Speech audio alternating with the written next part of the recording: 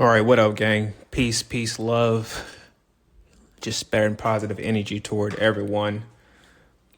But man, we gotta get into the debauchery, right?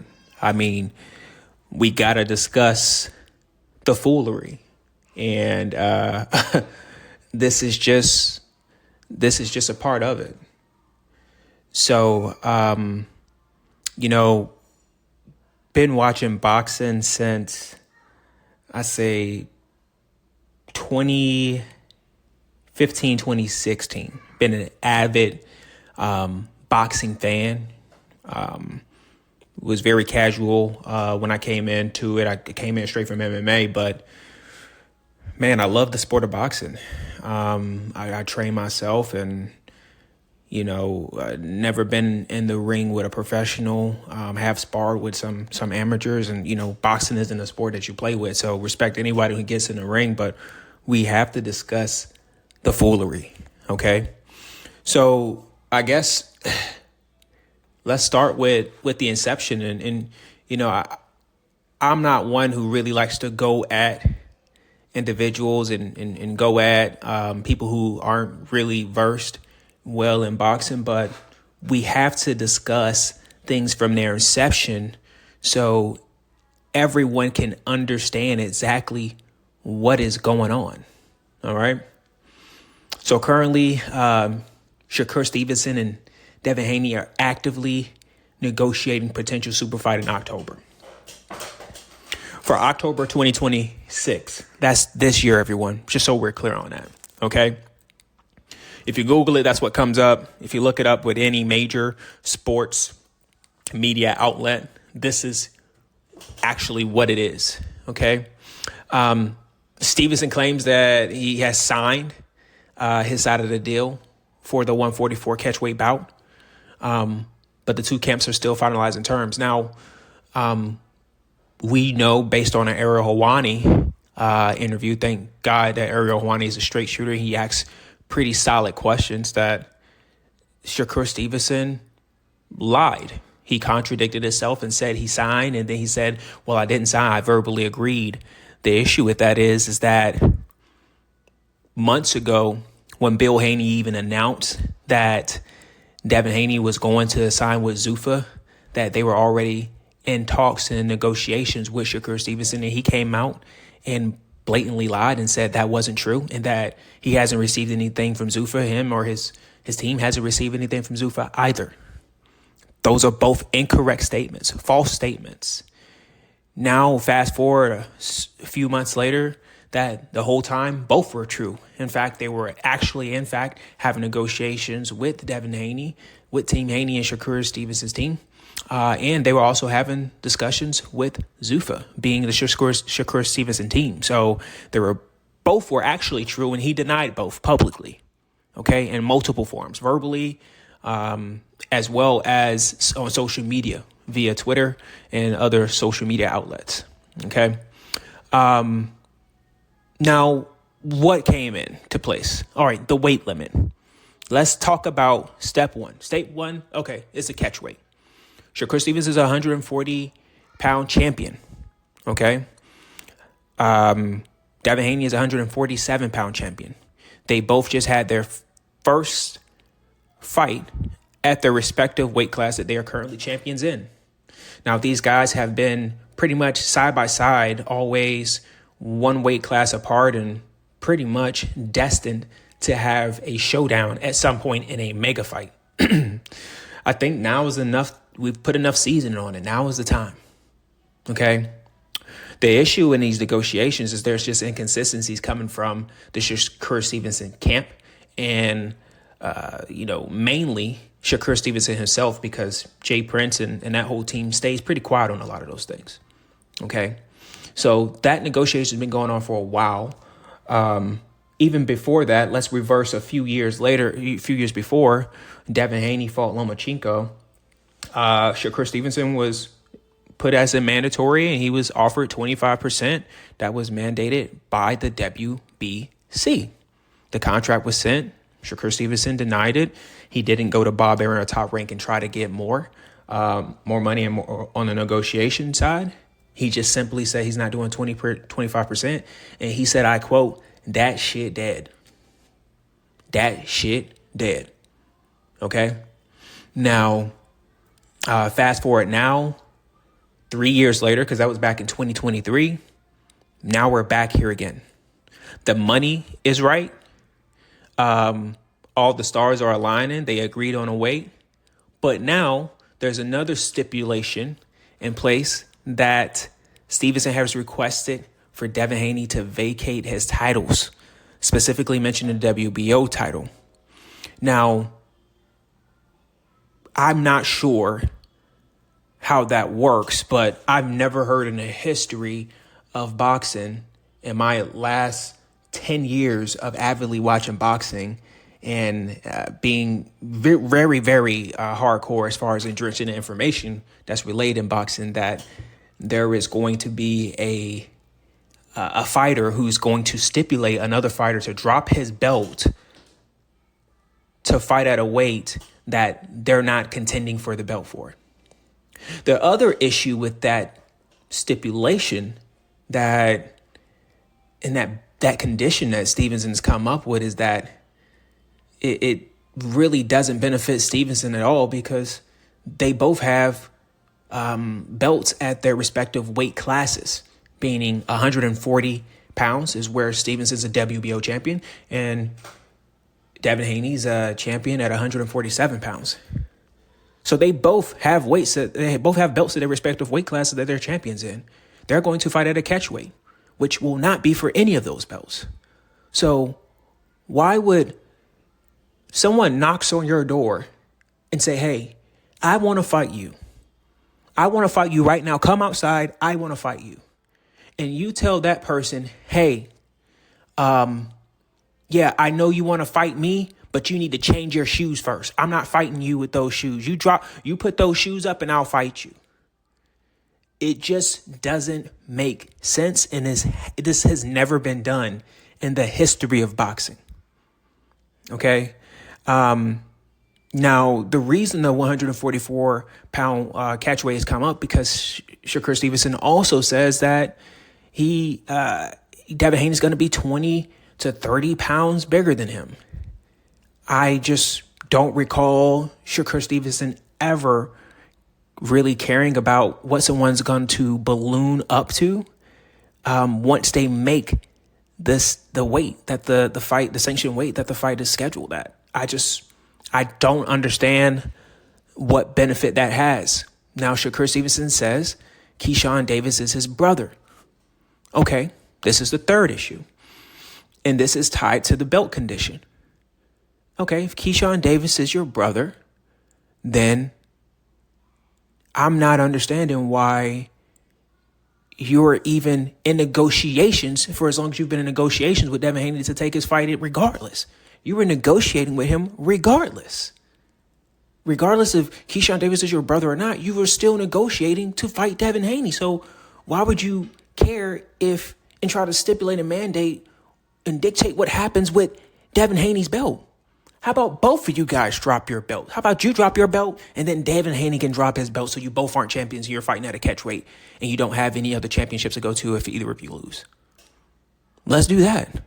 But again, that doesn't benefit the fight fans. It doesn't benefit anyone. And actually, to be honest, I don't think it benefits Keyshawn Davis because the next guy he's going to have to fight, if he gets that belt, he's going to have to fight Brian Norman. And by no measure is that an easy fight for Keyshawn. I think that is a very tough fight for Keyshawn. I think Brian Norman is an absolute dog, and I think he would give Keyshawn Davis all types of problems and all types of issues. Brian Norman looked like an animal his last fight. Yeah, he fought a cold bum, but he did exactly what he should do with that bum. He put him out. He made him look like a B class. He made him look like an F class fighter, and showed the separation in skill. Now with Keyshawn, his last fight with Nair Albright, Nair Albright, it was a unanimous decision. Yeah, he took care of business, but he didn't have Albright in any type of trouble, really. Albright wasn't going down. Albright wasn't stepping away. Albright was coming forward, even catching Keyshawn with some very clean shots. And I just don't see the separation when we're talking about classism when it comes down to skill. And I think Brian Norman is levels above. I think he's levels above Keyshawn Davis. Now, I like Keyshawn Davis. I think he's a great fighter. I think he has potential to be one of the greats. However, the other thing that I'm seeing is that he's rushing this fight and creating smoke and mirrors, because he was also calling Devin Haney out for the last 2 fights, I believe, mentioning Devin's name, calling Devin's name everywhere. And I just don't think that even if Devin vacates, I think that puts him in another tough situation, because he's gonna end up having to fight Brian Norman. You can't get a vacant belt and then fight a bum and be respected. That is gonna be all types of PR problems for Keyshawn Davis. For Keyshawn Davis. So back to the stipulations in these points that Shakur Stevenson keeps coming up with. They're just, a lot of these things are just contradicting one another. If Shakur Stevenson fought Devin Haney at the 147-pound weight limit, he would capture another title, becoming a 5-time 5-weight class champion, 5-division champion, and he would solidify his spot in the pound for pound for sure. I think to earn number 3 after beating Teofimo, I don't care how you beat Teofimo. I think the win for Teofimo was very similar to the Sandor Martin fight, where he was just getting outclassed by boxing. And I think we all knew what was going to happen. I don't think anyone thought that was a 50-50 fight outside of Teofimo landing that lucky punch and maybe having a flash. But there's just differences between the two fighters that I didn't see Shakur being in any danger at any time throughout there. And not to mention, Shakur fielded into the 140-pound weight division with that Teo fight. He fielded in very well. He looked very healthy. He looked very good, very fast, quick, strong.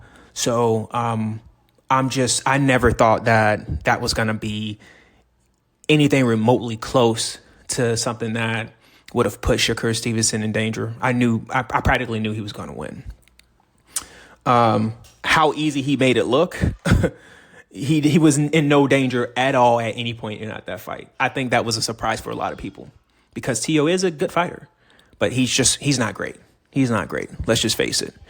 So those are the 3 points: the weight division, the conditions for the belt, and him tying everything to Keyshawn Davis, which, by the way, Shakur Stevenson and Keyshawn Davis have no intention on ever fighting.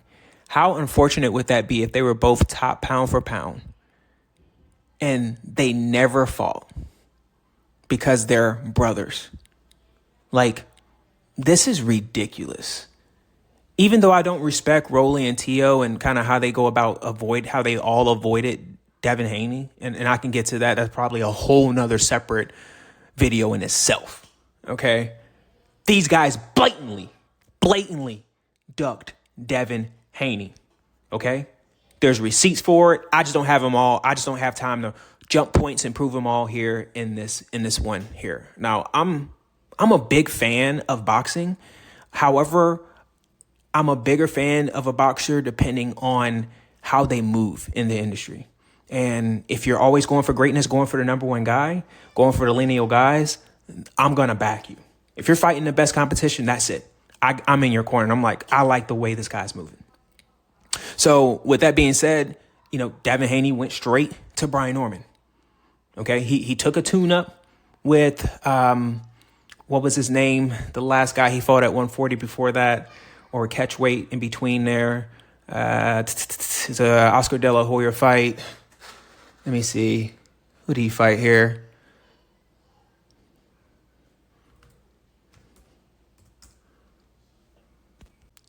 Jose Ramirez. He fought Jose Ramirez. That was a unanimous decision, shutout, getting his bearings right after the Ryan Garcia debacle, the whole thing. Ryan Garcia came in heavy. Ryan Garcia also tested positive for PEDs. And I think that's kind of an inception of what put Shakur, Keyshawn, and a lot of these other fighters in real trouble, because a lot of these guys wanted to discredit Devin even more from taking a loss, even though he said the better man won that night before knowing about the drug test and Ryan popping dirty and that whole drama there. And they're like, oh, it's a millimeter of a grain of salt. Like, bro, we all know if you smoke weed today, you're going to have less weed in your system as a 30-day period goes on. The first day that you smoke weed, if you go for a drug test, you're going to have a shit ton of weed in your system. Someone's going to be able to tell you got drugs in your system. Okay. On the 30th day, you're probably not going to notice anything. All right. If you do a blood test, they're probably going to notice a little bit. So, you know, I don't want to get wrapped up into that, but he came back, fought Jose Ramirez, and then went straight into a number one contention fight and fought the WBO world welterweight fighter who was a knockout artist, very dangerous fighter. And Brian Norman, which Brian Norman just proved it in his last fight. He treated a bum just like a bum. Okay. Let's just move on from that. All right. I think people just lament on that too much, and they always trying to take credit away from, I don't get it. You know, it's just kind of like the Nakathila fight with Shakur Stevenson, and everyone called him boring. Well, he shut the guy out. Can't call someone boring just because he's not getting hit and he's not putting himself in harm's way. So, nonetheless, went in there, whooped on Brian Norman, and now he's trying to go to another top spot and get a pound-for-pound great in Shakur Stevenson. Now, I think 3 is a little high on a pound-for-pound after being Teofimo Lopez, but as I digress, these are the facts. Okay? So, Shakur Haney, Shakur stated on Instagram that he already signed his portion of the agreement, and then a day later, he goes on Ariel Helwani's show and does an interview and says that he verbally agreed he did not sign. But he told them to put him down. He told Zuffa to put him down. Well, that's not how it works, bro. We all know how it works. You can't just tell the promoter to put you down. You have to sign on a dotted line yourself, brother. Okay? So the semantics, we can stop that there. He hasn't fully signed the fight. There is an actual 144 bout agreement to fight under Zuffa with Devin Haney and Shakur Stevenson. Shakur Stevenson has not signed his portion of the 144-pound catchweight. That's a fact. The issue with that is, while negotiating with Devin Haney, he's also pushing Keyshawn Davis on Devin Haney, saying either drop your belt or fight, or drop your belt and fight me, or fight Keyshawn. Well, Devin said, okay. Bill said, okay, we can put you guys on the same contract together. Everyone turned their nose up to that. Like, that's never existed before. Like, right now, Anthony Joshua isn't fighting some whole cold hard bum after being laid off, after losing some of his family members and some of his closest friends in a fatal car accident in Africa. And he's not scheduled to fight Tyson Fury right after he fights this cold hard bum and knocks him spark out. This is very common in the boxing industry, where you will have a fight agreed upon and you'll be signed to fight one in between. This always happens. So having Keyshawn Davidson and Shakur Stevenson isn't a far-fetched, out-of-this-world reality that can happen in the world of boxing. And for the ones new to boxing, that is very common, just so everyone knows. All right?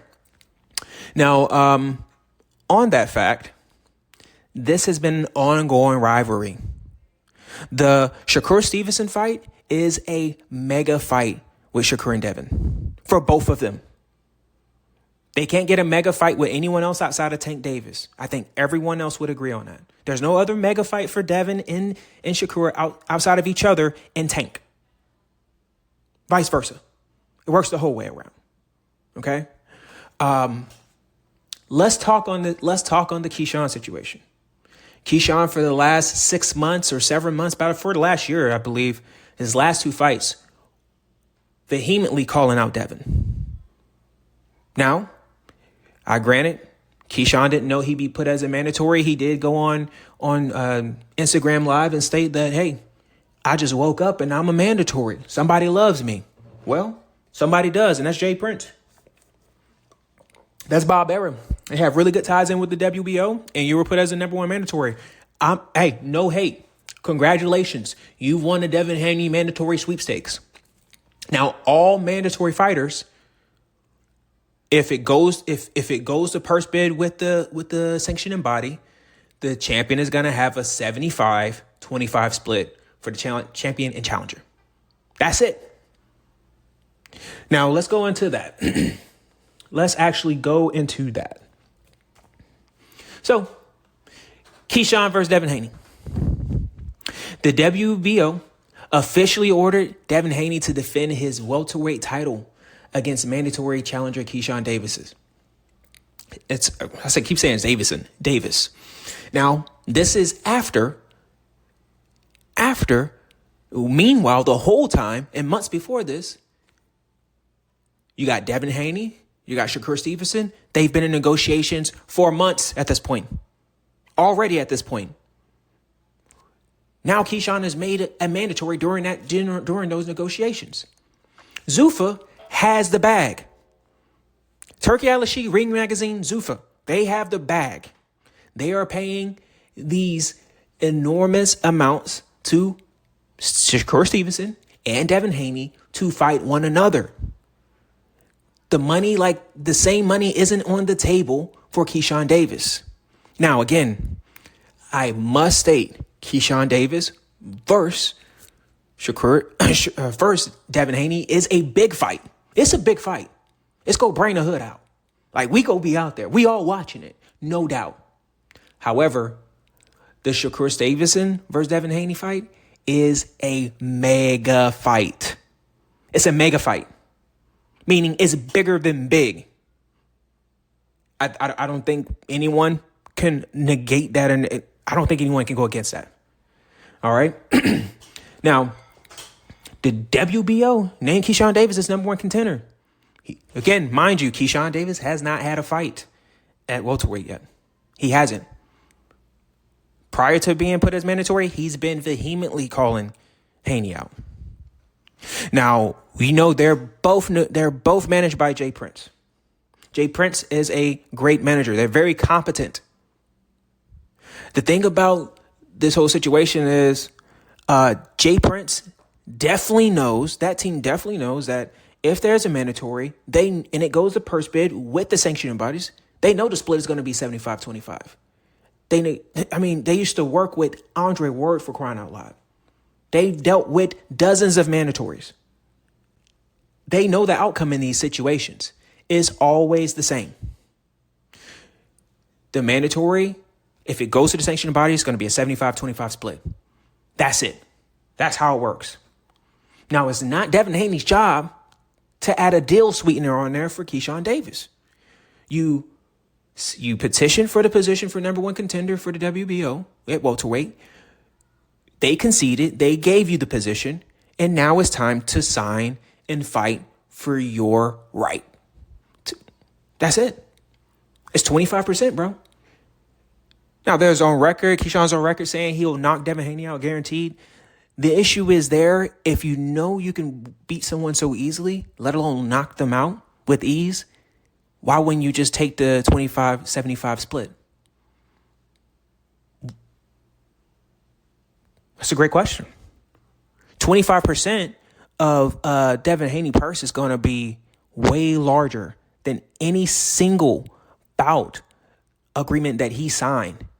It's going to be well over anything he's been paid in his life before at one time for one single fight. So you're going to get paid the most you ever been paid for a fight that you've been calling for and that you've been asking for. Why create another roadblock with trying to go to further negotiations outside of what the WBO mandates? Let's keep going, guys. This situation is some bitch ass shit. This is some bitch ass shit. Now we got a situation to where both Keyshawn has a 25-75 agreement on the table that he can sign today, as well as Shakur Stevenson. He has an agreement to fight via Zuffa, to fight Devin Haney, and he can sign that today at 144-pound catch weight and fight him today. I think they should both either sign or shut the fuck up. Because mind you, these guys are not going to fight each other ever. They've said that. They went on record saying that. So you got two guys who are asking for a certain fight, getting what they're asking for.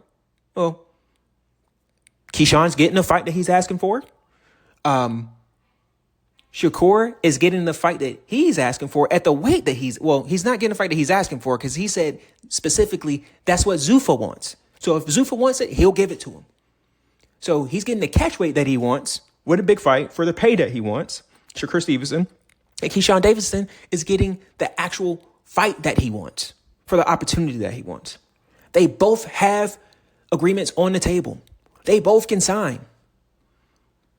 But yet they both continue to create roadblocks for one another against Devin Haney.